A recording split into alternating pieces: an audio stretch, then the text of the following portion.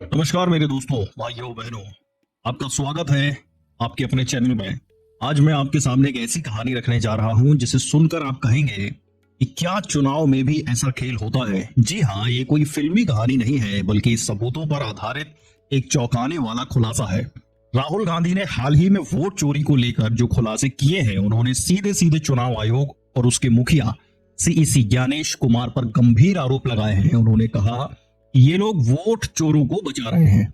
अब सवाल ये है कि ये वोट चोर कौन है और चुनाव आयोग उन्हें क्यों बचा रहा है। वोट चोरी का वो खेल जो पकड़ में आ गया, ये सारा मामला कर्नाटक के आलंद विधानसभा क्षेत्र से शुरू हुआ।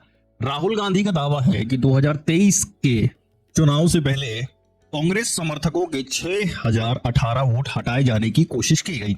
आरोप है कि ये एक सॉफ्टवेयर आधारित केंद्रीकृत ऑपरेशन था जिसमें कर्नाटक के बाहर से मोबाइल नंबरों का इस्तेमाल किया गया। लेकिन कहानी में ट्विस्ट तब आया जब ये चोरी एक अजीब से इत्तेफाक से पकड़ी गई।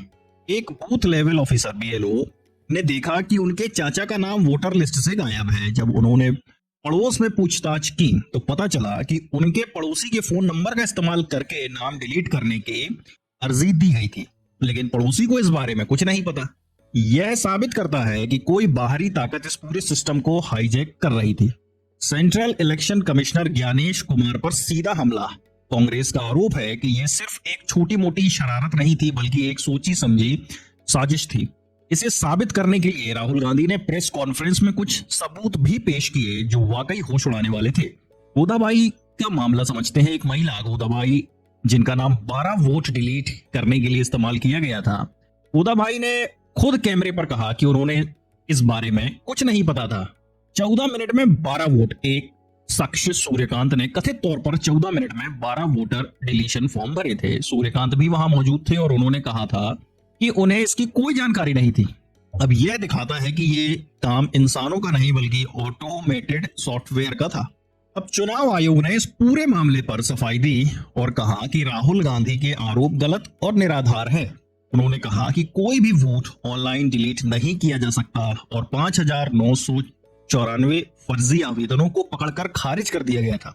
चुनाव आयोग ने यह भी कहा कि उसने खुद इस मामले में एफआईआर दर्ज कराई थी। लेकिन दोस्तों, कहानी का असली खेल तो इसके बाद शुरू होता है। कांग्रेस ने आरोप लगाया कि एफआईआर दर्ज होने के बावजूद चुनाव आयोग ने इस मामले की जांच में सहयोग नहीं किया। कर्नाटक की सीआईडी इस मामले की जांच कर रही है और उन्होंने पिछले 18 महीने में चुनाव आयोग को 18 चिट्ठियां भेजी हैं। इन चिट्ठियों में सीआईडी ने 3 सबसे जरूरी चीजें मांगी हैं। पहला, डेस्टिनेशन आईपी एड्रेस, जिससे पता चलेगा कि ये फॉर्म कहां से भेजे गए थे।